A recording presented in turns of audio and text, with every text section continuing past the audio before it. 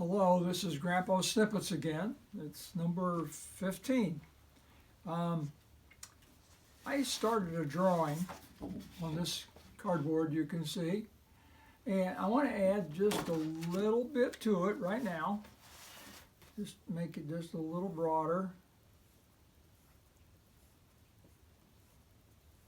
There we go. And I was wondering if you know what that is. You might guess, you might say it's a brush, it's a comb, or it could be grass that needs cut. Well, let me add a little something to give you a little bit more help to this. Say that I added some kind of handles, and it looked more like that. You could say, well, that could be a basket. It could be a crosscut saw. In fact, I was thinking nowadays it could be those masks that we wear that hook around our ears. I'll finish that a little later and tell you what it really is. But we'll lay it aside for right now and get into our little snippet.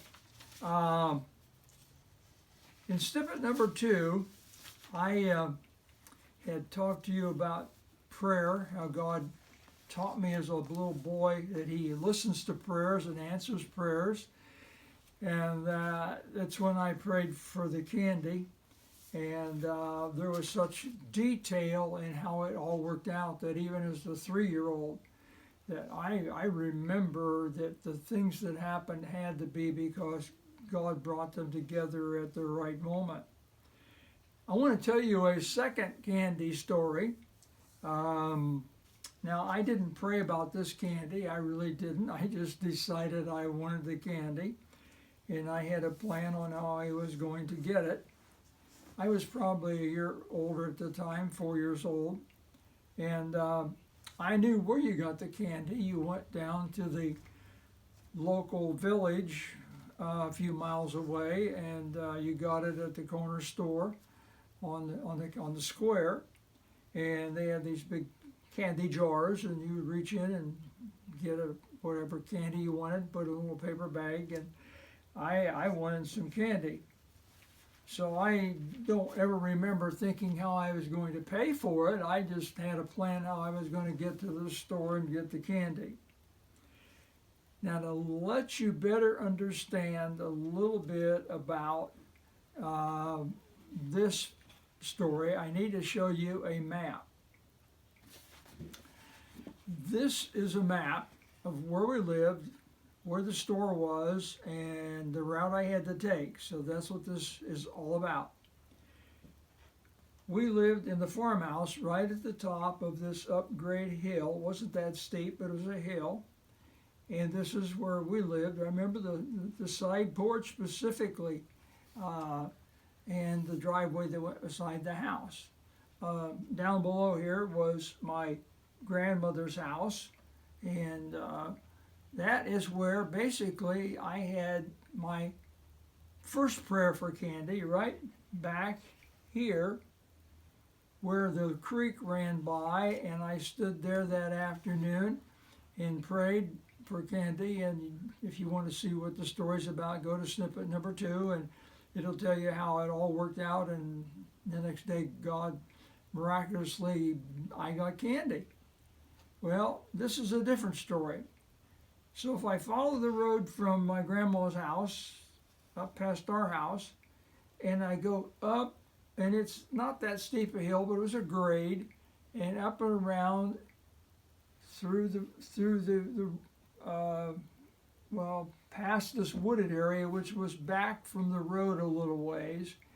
And if I got down here, this was the main highway, and down here was the village. This main highway was pretty well traveled, and if I could have got out on there, I'd have probably been killed. So what I decided to do was that I was going to take my little red wagon, which I had, and I remember back then they had the, you would say you wouldn't have Crisco and stuff like that, canola oil now, but you had buckets of lard, tin handle or tin pail with a handle on it, and Mom had some empty ones around, and I got a nice clean empty tin lard can and put it in my red bucket, and I came out of the drive and started up the hill, and I got up to this road, just beyond this road that led off to the right. Now the woods was not right up against here where I would have had to go through, but it's set back a little bit. So you get a picture of exactly where I was at. So I'm going up the hill, I get to that road that leads off to the right, and as I just get beyond that area, I hear this huge voice, "Lincoln, go home." 3 words. It scared me, a little boy, really scared me, and because it was coming from one location, it was like it was coming from out of all the trees all at once, like it was just a full volume voice. I looked around, saw no one, took my wagon and ran all the way back home, and that little bucket bouncing up and down, clanging around, and I ran in the house, and I was out of breath, and my mother said, "What in the world is going on? What happened?" So I explained to her, and so she checked with my uncle who was farming my grandma's farm down below the hill. He said, "No, I wasn't even around." He said, wasn't there. I did not yell at him. There was no neighbors, lived up on the top part, and she never did find anybody that ever yelled at me. So as a child, I recognized it was more than the voice of a man.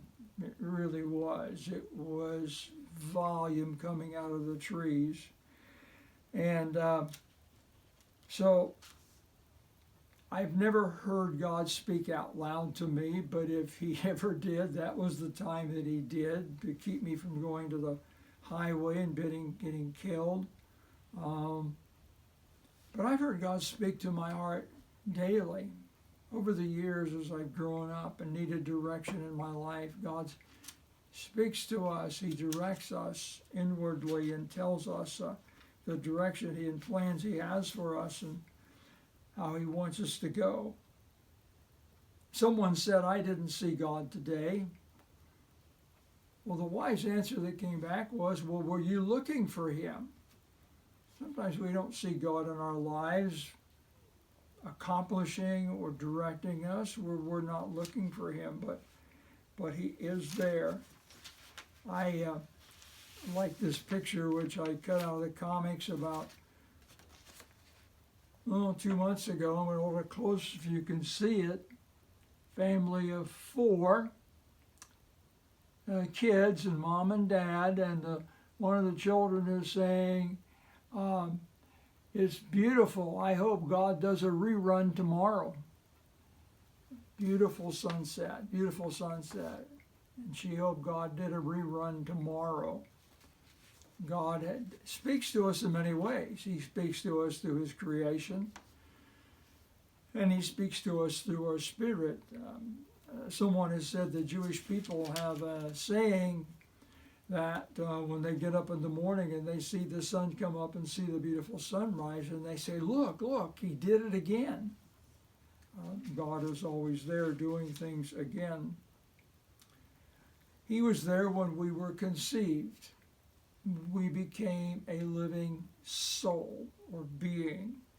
That's when we started. But 9 months later, then we made our entrance into the world, but we really began the moment we were conceived. Scriptures verify that in 1 Thessalonians 5:23. 1 Thessalonians 5:23 says, "You became a spirit." That's the real you.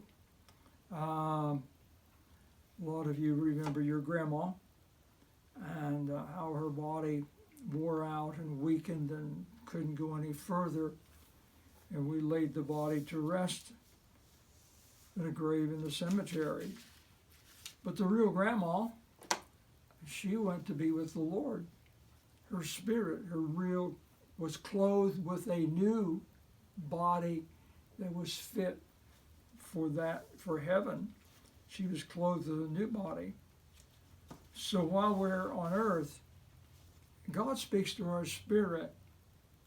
Maybe out loud where we hear things. That's the only time I heard anything out loud. Feel it still was angelic or godly. But God speaks to us in our spirit. In John 4:24 it says, John 4:24 it says, God is a spirit and we worship him in spirit and truth. That's how we communicate with God, is through spirit.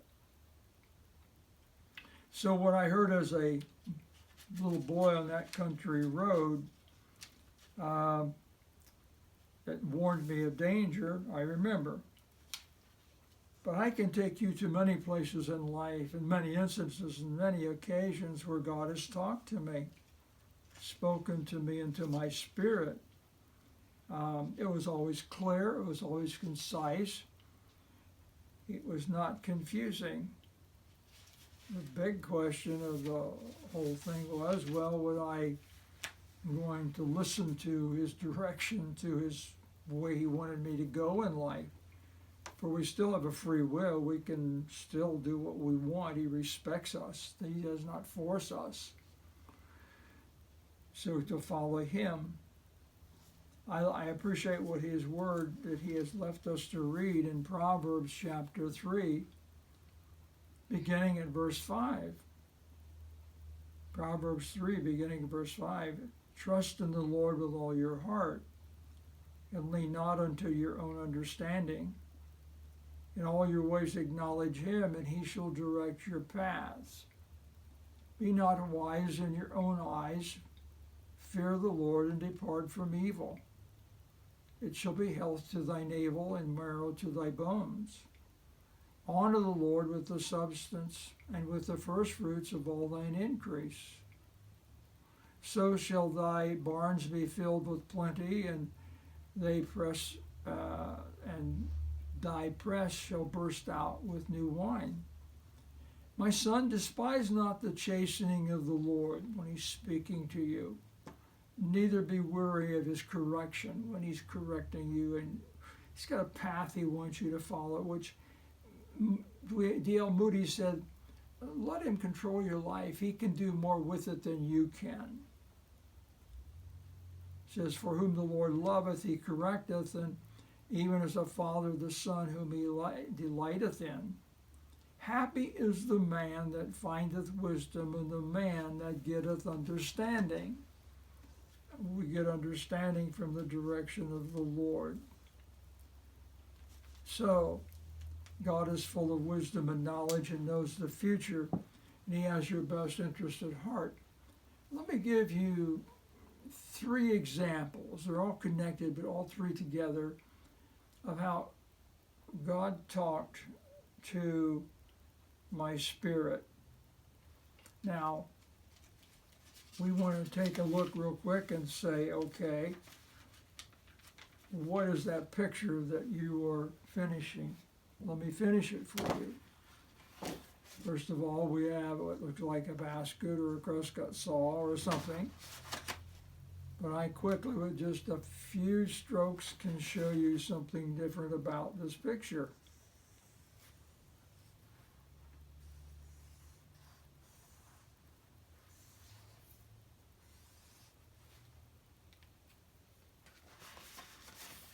It is an individual. It is a man. I suppose we could probably put a little hair on top of his head too, but it is the body in which our spirit lives. So God wants to direct our being, our life, so we get the best out of our life, but he does it by connecting with the spirit inside us. And he talks to us and we talk to him. 3 little boys were tempting an old man and said, God's dead. And the old gentleman said, no, I don't think so. I just talked to him this morning. Let me give you those three examples I was talking to you about. 3 times I thought about changing work where I worked for 43 years, along with pastoring on the side at times. At 3 particular times, there was 3 jobs that had opened up at different times that I thought really were attractive. They had some very good benefits, and I would be able to move, and one would be in my hometown, and things would just be much better off. Each time from my spirit, I talked to the Lord and asked Him about it. What is the best? What should I do? All 3 times I felt God speaking to me, not out loud like I heard that voice as a little boy, but in my inner spirit I felt the conveying of an uneasiness, an insecurity, a kind of a feeling of unrest. And where I was at felt like more like solid ground. So I stayed where I was at. You say, well, what happened to those other 3 jobs? Well, 2 of them fell apart, closed up, were gone. And 1 changed and went to a different location.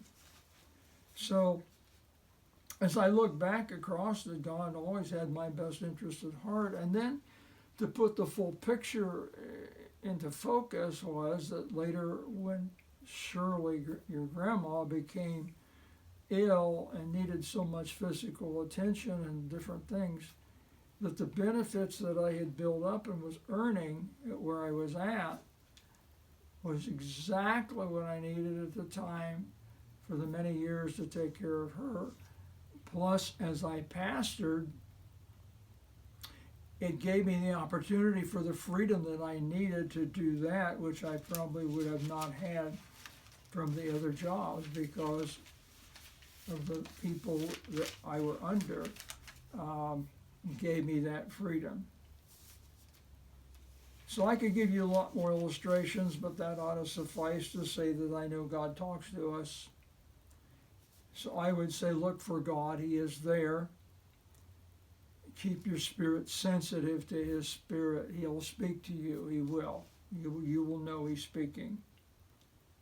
If I go back to snippet number 1, which back in May, I believe, it talks about in 1 Kings chapter 19, verses 11 and 12, where that Elijah was standing in the cave, mouth of a cave, and looked out, and God sent a huge wind that just broke even rocks. It was a huge wind. It said God's voice wasn't in the wind. And then He sent an earthquake which shook the mountain, but it said God's voice wasn't in the earthquake. And then a huge fire crackled and burned, and it said, but God's voice was not in the fire. Then the scripture says, but then a still small voice spoke to him. That's what I'm asking you to listen for. You might never hear anybody speak out loud like I did as a child, and I still say it from God. But I've heard Him speak daily to my heart. That's where you need to listen for Him speaking daily to your heart, the still small voice that He brings to you. So do as Samuel was instructed when he was hearing God's voice speak to him at night. He was told to go back and lay in bed. And the next time he heard the voice of God was to say, speak, Lord, for thy servant heareth. That's what you need to do. Have a good day, and God bless you.